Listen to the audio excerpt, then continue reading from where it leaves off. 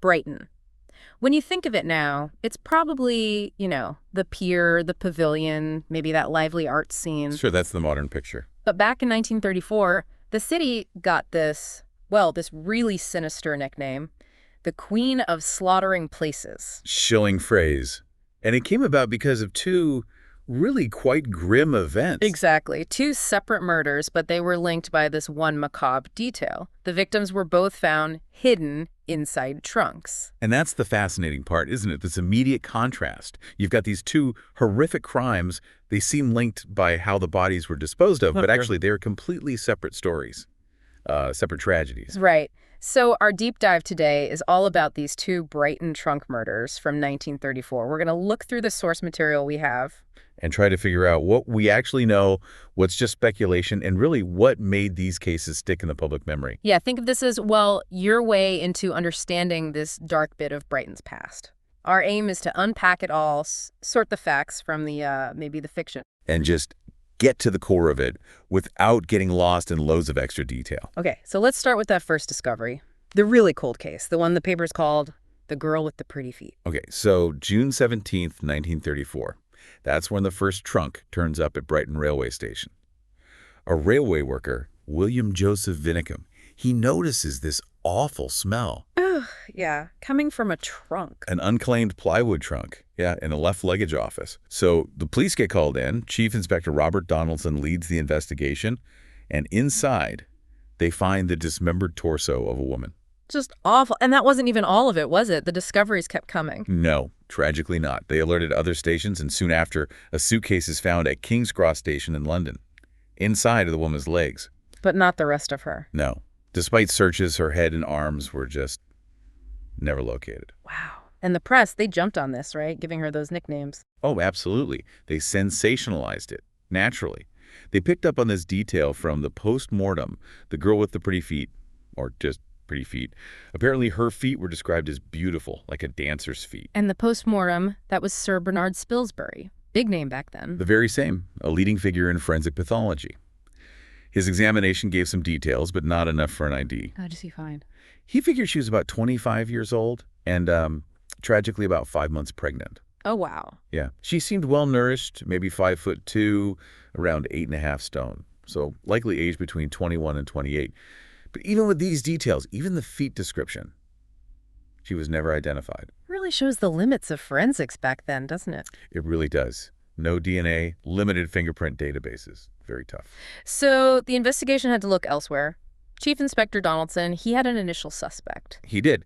His attention turned to a local man named Messiah, known to be an abortionist. Why him specifically? Well, partly his reputation, but also, according to the sources, Spilsbury's notes from the post-mortem mentioned the pregnancy, which obviously pointed Donaldson in that direction. Okay, but this lead, it kind of hit a dead end, didn't it? A weird one. Very murky turn, yeah. One of the officers involved in watching Messiah, a Hove policeman, actually decided to confront him. On his own. Seems so. And according to this officer's account, Messiah just pulls out this list, a list of names. Names, like important people. Apparently. Prominent, influential people. And this list, it seemed to intimidate the officers so much he didn't even tell Donaldson about the meeting. That's incredible. Intimidation halting a murder investigation. It seems that way. Because then a senior officer tells Donaldson, basically, back off Messiah. Stop looking into him. Makes you wonder what was going on, doesn't it? The power dynamics in 1930s Brighton. Absolutely. And Messiah's story doesn't end there. He moves to London later on. And trouble followed him. It did. A woman died after an abortion he performed. But he still wasn't prosecuted. He stayed on the General Medical Register, the official doctor list, right up until he retired to Trinidad in 1952. So he basically got away with it. It appears so. He just let his registration lapse when he retired. Yeah. It's also worth remembering what Spilsbury found, though. Oh, yeah. He found no sign anyone had tried to interfere with the pregnancy, and whoever dismembered the body, well, they didn't show much anatomical skill, which maybe doesn't quite fit with a professional abortionist. Interesting counterpoint. So that lead fizzled out. But much later, there was another theory, something about a documentary. Yeah, fast forward quite a bit to 2020, a BBC documentary, Darkland, Hunting the Killers. They put forward another name, George Shotton. George Shotton, who was he? He was the man named after his death as the killer of his wife, Mamie Stewart, back in a 1961 inquest. The documentary suggested maybe he killed the unidentified woman found in the Brighton trunk, too. Another grim connection, but just a theory. It's a theory. A chilling one, connecting to another tragedy, but there's no solid proof. So the girl with the pretty feet, her identity, her killer, it's still a complete mystery. A really haunting case. But as you said, the investigation into her murder actually led them to find another body, another trunk. That's right. This brings us to the second case. Violet K. and Tony Mancini. Okay, so tell us about them. Violet K. Violet K., she also used the names Watts and Saunders. She was 42, originally from London, worked as a dancer and also a sex worker. She'd met Tony Mancini. Tony Mancini. And he wasn't using his real name either. No, his legal name was Cecil Louis England, but he went by Tony Mancini, Jack Nodier, Tony English, Hyman Gold, lots of aliases. He was younger, 26, had a criminal record, theft, loitering, and worked jobs like waiter, bouncer. And they moved to Brighton together. Yep, September 1933. But their relationship, by all accounts, was rocky. Rocky is putting it mildly, from what I read. Tempestuous. Tempestuous is the word used in the sources, yeah. Very volatile. And things came to a head on May 10th, 1934. What happened? They were at the Skylark Cafe where Mancini worked. Kay was apparently drunk and accused him very publicly of having an affair with a teenage waitress there, Elizabeth Luttrell. And that was the last time she was seen alive, anyway. By anyone other than Mancini, yes. That seems to be the last confirmed sighting. So she disappears. What does Mancini do? Straight away, the next day, he starts telling people she's gone off to Paris. Just like that. Packed up and left. That was his story. He even gave some of her clothes, her things, to the waitress, Elizabeth Luttrell. And he sent a telegram, too, right? To make it look convincing. He did. Sent a telegram to Kay's sister-in-law and said something like, "Going abroad, good job, sail Sunday, we'll write, V." Sign V, But investigators later proved it was sent from Brighton. On the morning after she vanished, when she was already dead. Clear deception. Wow. Trying to cover his tracks. And then another trunk appears, but this time it's different. Very different. Mancini moves lodging to 52 Kemp Street, significantly near the railway station again. Ominous connection. Isn't it? He moves this trunk there, hires a handcart to do it, and inside is Violet K's body. But unlike the first victim, she wasn't dismembered. So the whole body was in the trunk. Yes.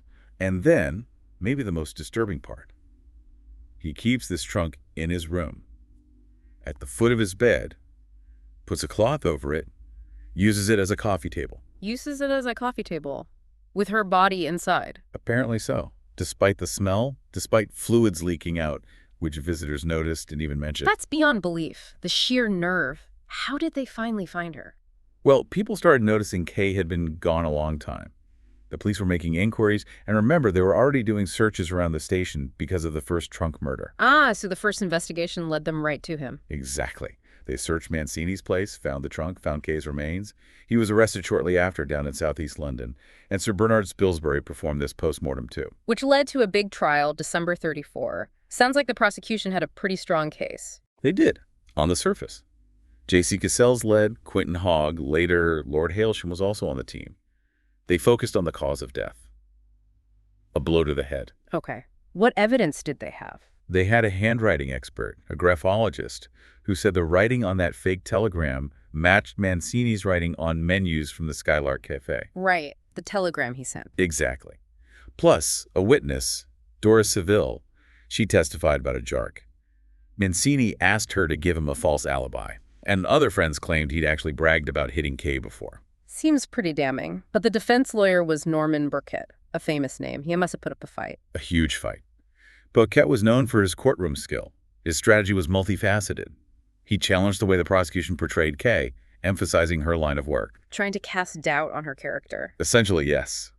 Mancini himself took the stand. He claimed he didn't kill her, but found her dead at a different address, 44 Park Crescent. Found her dead. So what was his explanation for hiding the body? Pure fear, he claimed. Fear the police wouldn't believe him because of his criminal record. Plausible, maybe? Burkett certainly made it sound plausible. He also threw out other possibilities. Maybe a client killed her. Maybe she fell down some steps accidentally. And he attacked the forensic evidence, too. Oh, absolutely. That was key. He questioned the morphine levels found in her blood. Yeah. He showed that some blood-stained clothes the prosecution presented. Well, Mancini had actually bought them after Kay died. Undermining their timeline. Precisely. And his cross-examination of Spilsbury was apparently masterful. Spilsbury's reputation was actually starting to be questioned around this time anyway, and Burkett exploited that. His closing speech was said to be incredibly persuasive. Were there any witnesses for the defense? Yes, some people testify that actually Mancini and Kay often seemed quite happy together, like a contented couple, contradicting the prosecution's picture of constant violence. So, a real courtroom battle. What did the jury decide? It was quite surprising to many. After just 2.25 hours, they came back with a verdict of not guilty. Not guilty. Acquitted. Despite everything. Acquitted. It caused quite a stir. But that wasn't the end of the story, was it? Years later. Years later, 1976, Mancini gives an interview to a journalist from the News of the World. And he confesses. He admitted it. After all that, what did he say happened? He said they had a row, a bad one. Kai attacked him with a hammer, one he used for breaking coal. He said he wrestled it off her. She demanded it back. He threw it and hit her in the left temple. Wow. Just like that. A confession. Did they try to prosecute him then? For perjury, maybe? They thought about it, but ultimately they decided against it. There wasn't any independent evidence to back up the confession after all that time. So he confessed, but faced no further consequences. In this case, it popped up in popular culture, too. It did. Orson Welles' radio show, The Black Museum, did an episode on it in 1951, called it The Hammerhead. Did they stick to the facts? Not entirely. In their version, they actually made the victim's sister the killer. Dramatic license, I suppose. Right. So looking back, we have these two really awful crimes linked forever by those trunks. But so different in their outcomes. Yeah, you've got the girl with the pretty feet, still unidentified, killer unknown. A complete haunting mystery. And then Violet Kay's case, where the suspect was tried, acquitted, but then admitting guilt decades later. It's quite a contrast when you put them side by side like that. What do these cases tell us about, well, Brighton in the 30s? I think they reveal quite a lot about the hidden realities of life back then. You see the vulnerability of certain people in society. You definitely see the limitations of forensic science at the time, identification, evidence analysis. It was all so different. And the justice system, too, its complexities. Absolutely. Sometimes unpredictable outcomes. That difference between the totally unsolved case and the one that went through the courts, even with its strange twists, it highlights how uncertain the path to justice could be. It really does. It makes you think about how we piece together stories from the past, the gaps that always seem to remain, and how easily truth gets tangled up. So here's something for you, the listener, to chew on. Thinking about all the details we've discussed, the unidentified woman, the hidden body used as furniture, the courtroom drama, the late confession, what part of these Brighton Trunk murders do you find the most unsettling or the most thought-provoking? And maybe why do you think these specific crimes, these stories, still capture our attention so strongly after all this time? What is it about hidden bodies and debated truths that keeps us fascinated and maybe a little disturbed?